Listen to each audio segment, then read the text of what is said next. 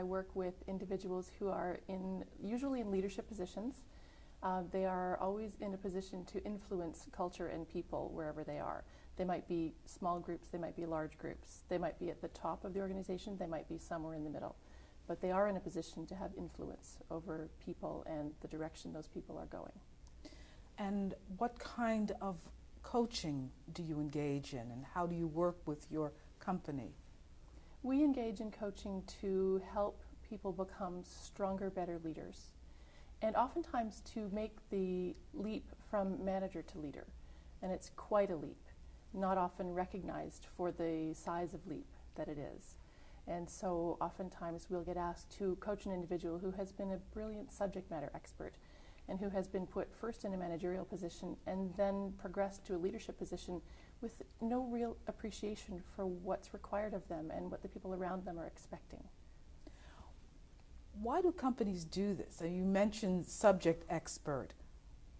Do they not prepare people to become leaders? Rarely are the people who are progressed through this particular path from technical expert to manager to leader, rarely are these people properly prepared. And the impact of that is felt most profoundly by the individuals that report to those leaders and those managers.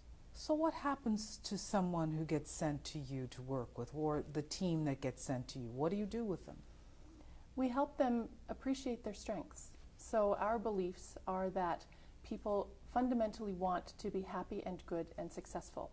And they oftentimes are just not equipped with either the self-awareness or the tools and the skills to be happy and good and successful, and then to create a ripple effect of all of those positive things outward towards the teams and the organizations that they impact.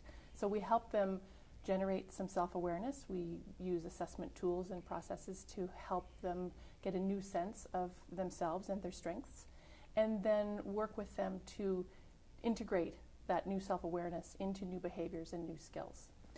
Talk about some of the problems of organizations that don't have this awareness, that don't have the skills. What are some of the pitfalls of managers that are not really trained to be leaders? People don't leave bad jobs, they leave bad managers. And so if I am feeling unappreciated, if I'm being required to work at something that doesn't fit with anything I'm naturally good at, I'm going to be conflicted and miserable, and I'm ultimately going to leave. And that is a high, high cost to organizations. Many times we're brought in to work with someone who might be a really necessary component to the organization in terms of their skills, but who doesn't know how to lead people and build relationships. And as soon as we can help them build those relationships and lead those people more effectively, they are then able to bring their natural strengths back into the equation instead of struggling. And then everything just works more smoothly and more productive. Do you go to the organization, or do the individuals come to you? How does the actual work exchange exist?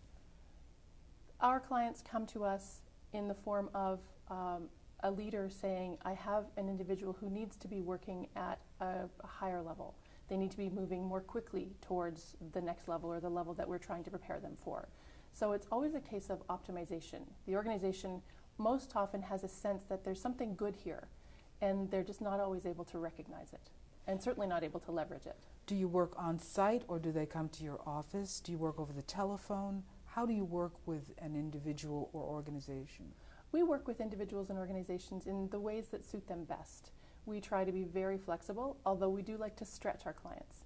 So if a client says to me, I must have you working in my office face-to-face, I'll say that's terrific, but we're also going to work with you over the phone, because you need to be able to communicate in a number of different ways in order to be able to build relationships with the people that you're interacting with every day.